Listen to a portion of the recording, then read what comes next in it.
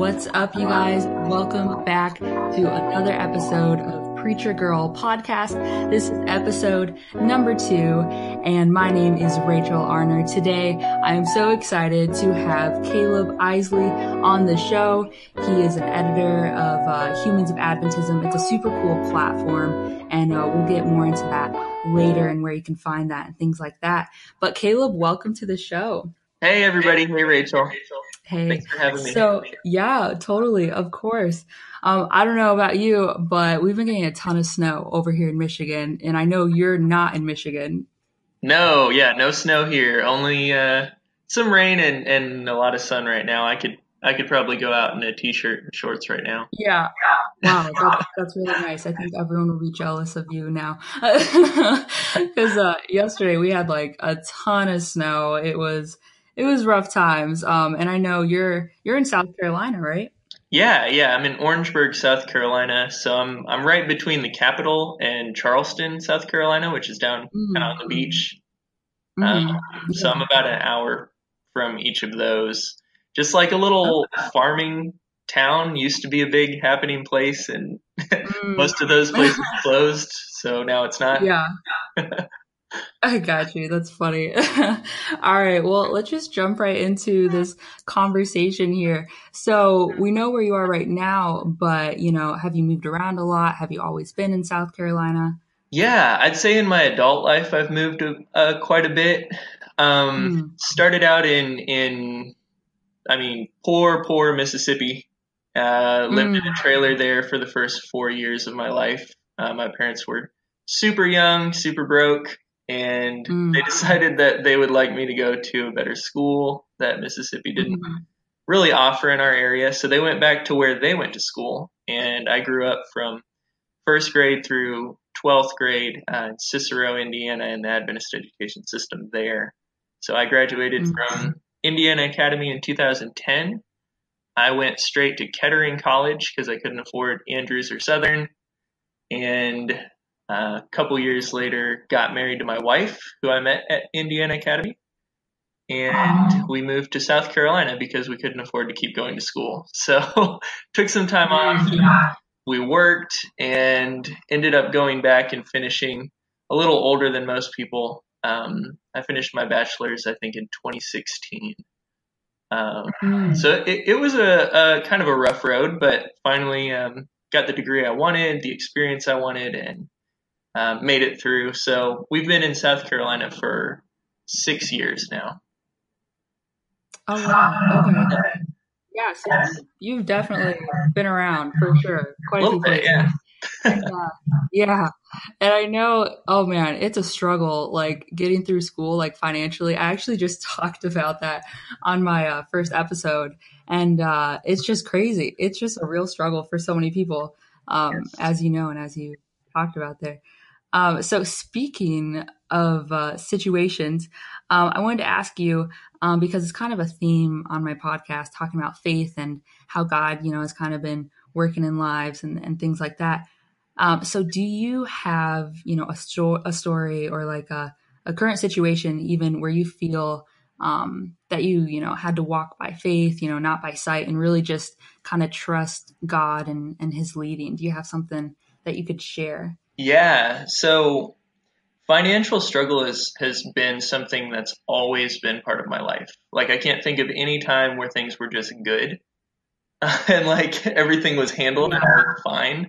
It's always been a real problem for us. And so growing up all the way through my adult life, this has been something where I'm just constantly like, there's a major pressure there to keep up and to keep from kind of drowning. And so recently, after college, I went to school. I got a degree in English. I had interned with a newspaper, and then I was planning on either going into journalism or teaching high school English.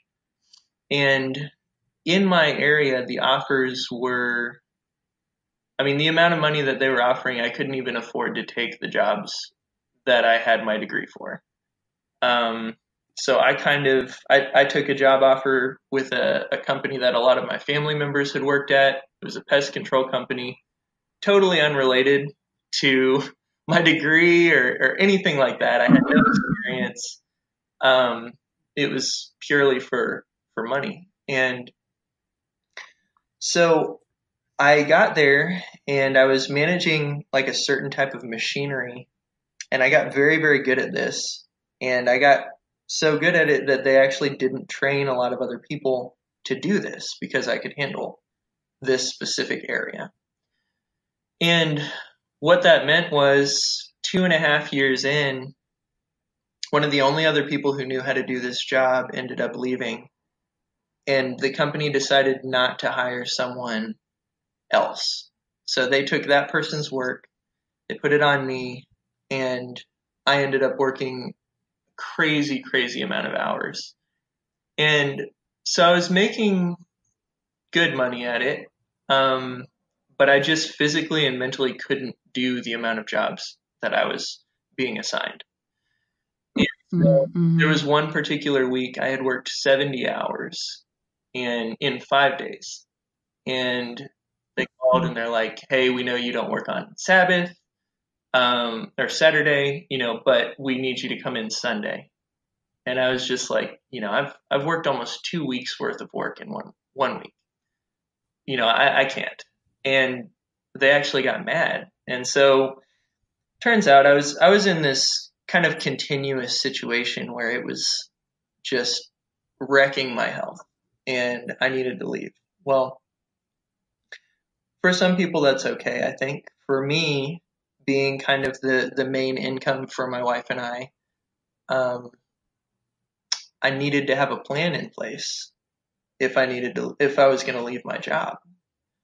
And it got so bad that I was just like, look, I'll give you guys 1 month and then I'm done. And I didn't have any clue what kind of job I would take, nothing. I was just like, I know that I can't do this. And so for me, that my faith came in where it's like, God, I can't keep up and there's nothing left and I don't even have the energy to look for another job or the time or this, And so I was like, I'm just going to tell them I'm leaving and then I'm going to do all I can to find something else, in this next month. And I really leaned on my community for that. I was like, I know all these people. I have close relationships with them. I can find something. So what's crazy is not even a month later, maybe a week after I told my company, I went on Facebook. I was like, I'm leaving my job. I'm looking for work, help, send whatever you have. And I ended up over the past several weeks, this was only, I think, a month and a half ago. Over the past several weeks, I ended up with several offers in my line of work that paid similar to what I was making, working about 40 hours a week. And for me, that was such a blessing because, I didn't know about any of those opportunities when I made that decision. It was terrifying. I had stress nightmares every night about it, about just maybe, losing my house, not being able to keep up with my bills, things like that. And God was like, I saw you. I've seen you've been dedicated. You've done well here. You've been faithful in a small thing. And it really was validating to see him be like, look, I have a plan. Like you're not alone. You're not going to fail. Just trust me. And I think, I think that for me, was almost a wake up call where it was just like, hey, you invested so much of your mind and energy worrying, that everything was going to fall apart on you. You could have just known that I got you, So I think that's the big one I'm dealing with right now. I'm still in it. Still formalizing the kind of final decision on that, but I'm choosing between several stable options, which is a good place to be. Mm-hmm. Wow. Wow. No, honestly, that's an incredible story, and I think a lot of people can relate to that in one way or another. And there are so many different things you said in your story, and I was jotting down like a few of those things just because there were so many good points. And one thing that just really stood out to me was how you said, um, you're faithful in the little things, and it was like God saw you, he saw what you were going through, and he heard your prayers. And sometimes I think it's just like it's so easy to freak out, when like you're like caught in a situation like that. You just freak out and you're like, oh my goodness, like what's gonna happen? But you were just saying, like God sees you and he knows what you're going through. Yeah. Yeah. Especially, And I think yeah, go ahead. if you have anyone in your life depending on you, it adds such a different layer to everything because you're responsible for their care, and whether that's your kids or your spouse or anybody, if they're leaning on you, you kind of get caught where you're deciding like, okay, I don't like this situation, but how am I supposed to best fulfill my role in these other people's lives, you know? And so it Mm-hmm. really complicates things, that it makes it hard to know like what is having faith. Like is having faith just saying throwing your hands up and being like, all right, God, do something, or Mm-hmm. is it constantly working with what he's shown you, and what the factors are in your life that you can see. Yeah, yeah, and I think you bring up a really good point about how um it can be one thing to, be like, okay, God, like, I'm having faith, like, but I don't have to actually do anything. And it could be another thing to be like, okay, well, I should actually, look for a job. I should, sometimes, finding that balance, Yeah, right? So, yeah. So thank you for sharing that story. I think that's super encouraging. I'm sure there's a lot of people listening who might be in a very similar situation. I know for me, a couple years ago, I was working like 4 jobs, yeah, and it was a lot. And my grades were suffering, obviously, because when you're taking like 15, 16 credits in classes and you're working 4 jobs, that's not, the best match. But in my mind, I was like, well, God, like I need to be able to pay my school bills. Like I need to be able to make a way. And I remember very clearly, it was like God said, well, Rachel, how about you just quit like a couple of those jobs, like work at least 2. And I remember thinking to myself, like, but that's crazy. Like, I'm barely, making what I need to make. And I remember I quit those 2 jobs, kind of like unsure of like how everything was going to work out, but I felt like that's what God wanted me to do. And sure enough, like he provided, whether that was through family or friends, or people, in my life. And it was just so amazing to me. And my grades started to improve, and it was just amazing to see how when you actually try to listen to what God is telling you, that still small voice, right? That he can really, help you in whatever situation you're in. So thank you for sharing that story. That was super awesome. yeah, So I guess the next question I have for you, related to college students, what advice would you give to whether it's freshmen who are or sophomores who are like trying to figure out what they're supposed to study, what they're supposed to do, or maybe juniors or seniors who are they're already pursuing their degree, but now they're kind of wondering did I choose the right degree? What advice would you have for those students? yeah. I think I might be kind of I don't know. I think there will probably be a lot of parents out there that don't like what I'm saying. But there's a couple different ways you can look at college, right? There's one that is, this is a piece of paper that will get me a job, right? That's the end goal. My grades are top priority. My, you know, whatever says I can get a high paying job that I can stand doing, that's what college is. And I think that you can go through college that way and you can get a good job that way. But there's kind of something better I think we can do with college, and that is take the opportunity to grow ourselves as people. This is a specific space that you don't find in the world outside of college. You don't have the same resources, the same experts around you, the same network of people studying the same things, and the same chances to kind of create your own research. You don't really get those things outside of college. So, I was an English major. I could have just learned all the facts about Shakespeare, all the facts about the classics. But by the time I graduated, I would not have grown. All I would be is someone who knew more facts. But instead, how I approached it was, I'm going to take this opportunity to explore not only my own interests, but kind of the specific context that I live in. So I started studying digital media. I started studying kind of things that people hadn't touched on yet.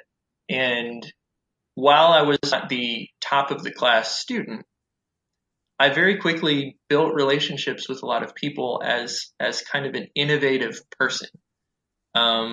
Someone who is always creating and grappling with new ideas and doing something individually aside from just being able to just kind of repeat back what people wanted to hear. And surprisingly, some of the people who had the best grades have had the hardest time finding a job. I don't know that this is true in every degree, but the employers want independent thinkers. They want people who can handle problems and aren't just being told exactly how to do every task that they do. And so I think if you can grow your critical thinking skills, if you can grow kind of your own avenues, I don't know that there always is a perfect degree. You do meet people who've always wanted to be an engineer. They get their engineering degree, they get an engineering job, and they're happy with that. But I would say for the vast majority of us, whatever degree you choose, you're going to feel like there are parts of it that don't fit you exactly. And like maybe, you're going to have some doubt, like whether you chose the right thing or not. And I would say instead of dwelling on that, try to make your area fit your mind a little more, or grow something from it. Use it as a base to develop something. I think maybe a lot of our anxiety and everything is just feeling like we made the wrong choice. And part of that, honestly, I think is due to listening to people who don't understand our situations. I had tons of people telling me, I need to be a doctor or, a lawyer or some high paying job. And I think I would probably hate my life if I had chosen those things, because they don't fit me. I would feel confined by that. Even if I made a bunch of money, I would not be a fulfilled person. And I think with any advice, understand that where people are coming from is they're using their experience. When they were in college, this is what they saw. This is what they see now. And consider what people are saying in their advice, but also consider that they may not know all the details, and give yourself some credit for being an independent mind and a critical thinker as well. Mhm. Yeah, no, I think that's a great response. Um, and I like how you said that sometimes, it doesn't matter how much money, you're going to make with a degree if you're not going to be, fulfilled, if you're not going to be happy, if that's not what you really want to do. And, I'm sure a lot of people have different situations. Maybe they're being pressured by family members or maybe even friends, but more so family members about, like you're saying, you're supposed to be a doctor or you're supposed to be a lawyer because it makes money. But it's like, will you actually be, fulfilled? So I think that's great. And I also like the point you made about how, you're going to have doubt either way. Yeah. It's like you're always going to have those moments where you're going to be doubting, yourself and what you're studying. But like you said, just finding a way to, be positive and, see the good parts of what you're studying.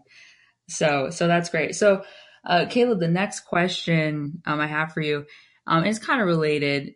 Sometimes we can get in a slump, like we feel very, unmotivated, uninspired, whether that's, with our work, with our school, or maybe just trying to figure out what our passion is in life. What would you say? And this isn't just for college students, this is for, anyone, right? What would you say? How can we get out of that slump? How can we get motivated again? What would you say to Yeah. that? I think there are a couple different things. I can only speak for my life because I'm not a professional in this area. I'm just a person. Um, but I Yeah. can say two things are usually wrong when I feel like I'm in a slump. The first thing is I am not getting enough rest. Um, I am, Mm, I mean, I have a history in my family, both from sort of coming from poverty and also just from, um, I don't know, the culture of my family. Workaholism is huge. I mean, this sense that producing something, um, if you're not working, you're not using your time well. So there's a real sense of guilt where, any leisure time is like a guilty pleasure. Like you really shouldn't be doing this, but you might do it a little bit. Like you might watch a little TV or, whatever. But I think for mm, me, I've had to escape that where I'm like, all right, I'm feeling really like just dead and I have no motivation, no energy. Maybe that's because it's not just about sleep, maybe I haven't got enough sleep, but I may not have given myself a mental break in weeks. Maybe even Sabbath, maybe I'm doing church responsibilities all day long or, I'm committed to something. And I think making rest a important part of your routine um, can help with that because a lot of slump is burnout. Especially I think for mm, my peers and younger, we sort of amass these, you know, there's sort of different kinds of responsibilities, but like even you taking on this podcast, maybe there's no mm, financial reason to do this or career reason to do this, but it is a responsibility. It's stress and mm, planning and that's just added on to all of the things you already had. And tons of us are right. doing this and we're trying to sort of carve out a place for ourselves, but we have to realize that even if it's not our job, this is still taking a lot of mental energy and sometimes physical energy, and we have to carve out actual rest separate from those things. Um, the other thing that I Mm, found is sometimes I'm in a slump because I'm focused on the things that I don't have. And that is always mm, possible for me to do. From the background that I came from, I've always had things that I wanted that I didn't have or aspects of my life that weren't going how I wanted them to. And what I've found is when you take the focus off of yourself and you look for a need to fill in someone else, find just something small. I mean, something that I do is just I find bands in my area and I listen to their music and I give them feedback and I'll send them a message like, hey, I just found your band and I just want to let you know that I really like it and it's cool that you're from the same town as me. And like that's developed into tons of friendships and things from that little simple, just like I'm going to take the focus off of myself. I'm going to find somebody who needs some encouragement or something that I can do, even if I don't have money, something. And when that focus comes off of you and it gets invested in someone else, it kind of restructures how you're thinking about your situation. It's the problems are still going to be there. It's not like they get solved this way, but what you're focused on and what's bringing you down kind of changes a little bit. Just your perspective changes a little bit whenever you focus on somebody else. Yeah. No, that's great advice. Sorry, were you going to say something else? No, okay, yeah. So I just think it's so cool that you said, first of all, how you said focus on others. It's funny you said that, because just this week, like I felt like I really, really was supposed to be more intentional about focusing on others because I was starting to get really stressed, with all these different things. Like you're saying, taking on a podcast, it's like a whole new responsibility, right? It's like really cool, but then you're like figuring out, oh wow, there's a lot to it. And so when you said focusing on others and how that helps, like it really, really does. It really, really helps because I noticed a difference just in the past few days. How when I took my mind off of myself and focused more on friends and family and how I could be there for them, I kind of felt like this weight was like lifted off of me. So I think that's really cool that you said that. And the other thing that you said, like the burnout. Oh man, that's so real. And I know that's so real for people here in college too, how it's like there's like no time to sleep sometimes, because you have so many tests and so much work that you have to keep up with that it's so easy to burn out. And I think that's why I love being Seventh-day Adventist because of the Sabbath. It's so helpful to have like that one day where you can just set everything aside, just focus on God and your faith and kind of be like re-energized. And so yeah, I love all that you just said. So speaking of Adventists, leads me to the next question. So you're one of the editors for Humans of Adventism. So maybe just briefly, say to our listeners, what is Humans of Adventism? Okay, so for several years, I followed a blog called Humans of New York. And basically, this was just a photographer that went around New York City, and he talked to like whoever was there. He didn't like try to track down like the most popular people. He talked to anybody from like a rich lady out walking her dog to a homeless person sleeping on a bench to the pizza delivery guy to a taxi driver, like anybody that he could find, he would stop and just talk to them and post what they said. And I learned so much from following this. I read every story I possibly could. And just to be able to kind of get a glimpse of life through these different people's eyes, I feel like changed me. It changed how I viewed the world. And it was really, really formative for my own perspective. And like, I started buying they came out with print books. And I started buying the books where they would have all these stories in there. And I would just like read, cover to cover, all these different perspectives. And I was like, man, the world looks totally different depending on who you are. Completely different. Like, and it made me empathetic to people that I would kind of shy away from or maybe even like look down on. To see it from their eyes, you'd be like, okay, there's a certain logic to why they do and dress and live the way each person does. And so I really like dove into that for a long, long time. And, this was kind of in between when I discovered Humans of Adventism or when I discovered Humans of New York and when I started Humans of Adventism. I'd really been struggling with church. I was Adventist, raised Adventist, all my family's Adventist, but church attendance to me just seemed irrelevant. Like it was actually getting in my way of my relationship with God. It wasn't restful for me. Like it was just, I didn't see a lot of value in it. So dropped out of the church for 2 years. I still was very much Adventist, still kept my Sabbath at home, but I just didn't attend church.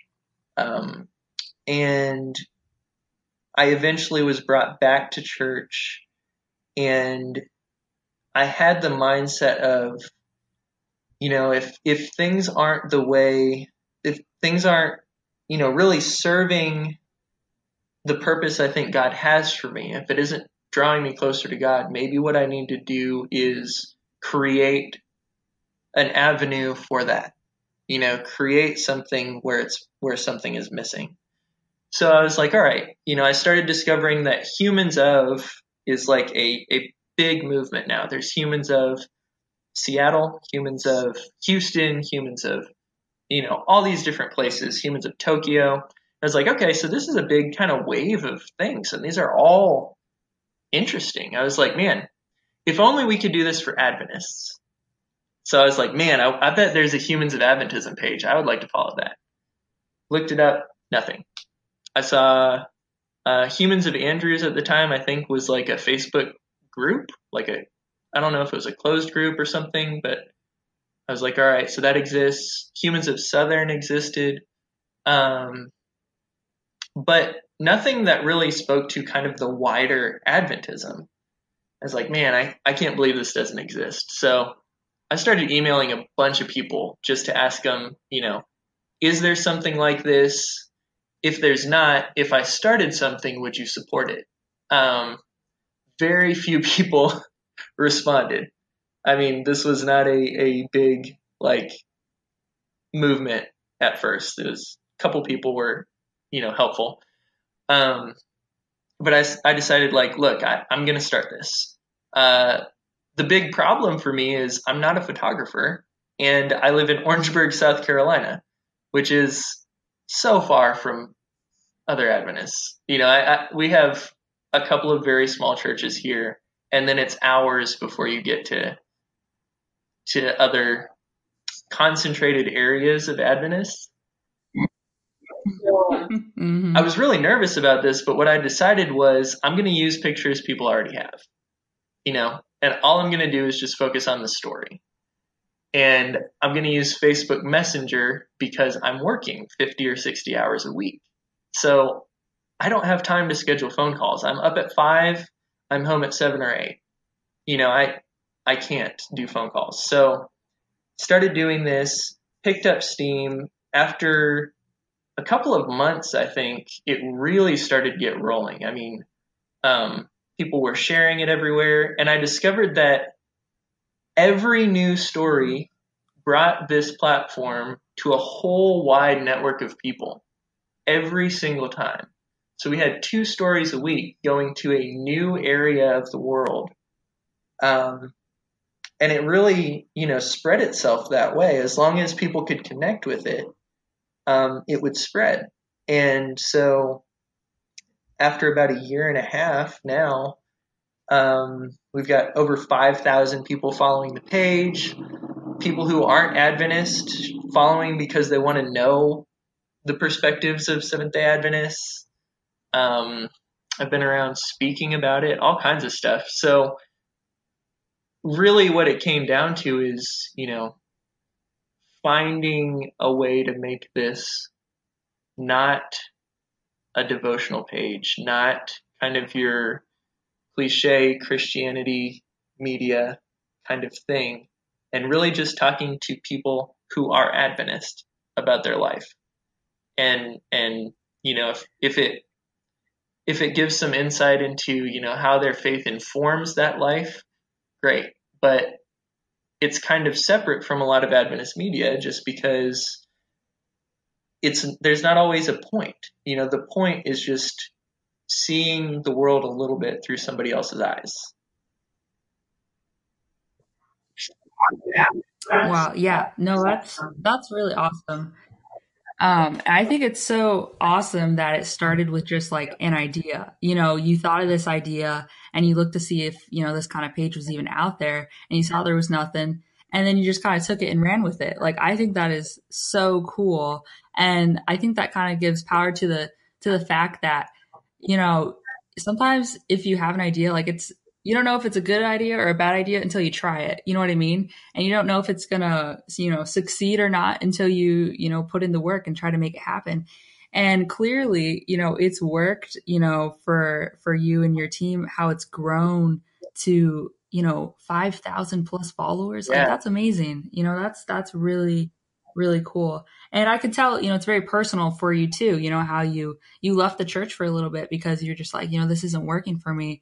And how, you know, you took that time to kind of like figure out, you know, what you wanted and what worked for you. I think that's so relevant to a lot of people today, especially, you know, in college too, because, you know, a lot of us are trying to figure out, you know, do we even want to, you know, be a part of this Adventist thing, you know, because there's a lot of stuff going on right now in our church, and so it can be really, really discouraging. But I think it's so cool to focus on stories like this where, you know, there's so much good in the church. You know, there's so many great people in the Adventist church.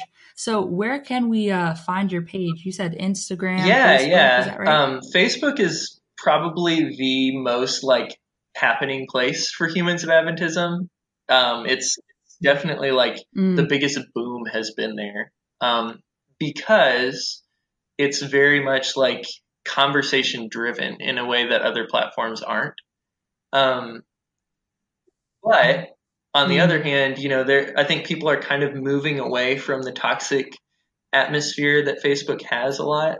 You know, kind of the harsh comments that come in, they're inevitable. They'll always be there. But you know, we also have about, I think, a little over 2,000 people following our Instagram account. And we recognize that the trend, especially as we go younger and younger, the trend is going toward Instagram and probably Snapchat and whatever else comes next. So we're trying to move with the people. But Facebook, just search Humans of Adventism. That's the main kind of hub. If you're not on Facebook, you don't like Facebook, Instagram is also there. And then we also have our website. The website has the stories. They get updated pretty far after the others, just because it takes more deliberate time to do that, and I can't schedule it ahead of time. But it also has, like, you know, any podcast interviews that we've done, any articles written about the platform. We've got our hometown newspaper did a feature on Humans of Adventism. Just all kinds of that kind of thing. If you want to see the press, if you want to see, kind of explore the platform a little more and its purpose, all of that's on AdventistHumans.com. You know, there's a possibility that we'll branch out even further than this. It just depends on what we have access to and just where people respond, I guess. Mm-hmm. Yeah. Well, awesome. Thank you for, you know, giving us that information. So, for those of you who are listening, be sure to check out, you know, Humans of Adventism. I love, you know, scrolling through my Instagram feed and then seeing one of those posts and reading about someone I've never met before. I think it's super great. And on Facebook and the website as well. All right, Kaleb, thank you so, so much for being on the podcast today. Yeah, you're welcome. Thanks for having me. Of course, of course. It's been a really great conversation. And to all our listeners, guys, thank you so much for tuning in today. Be sure to follow my Instagram page at Preacher Girl podcast. I'm very excited for the next episode as well. I will be having my sister on here, Joelle Bradfield. She's super cool. She's a photographer. Great person. All right, guys. Thank you for listening, and we will talk to you very, very soon.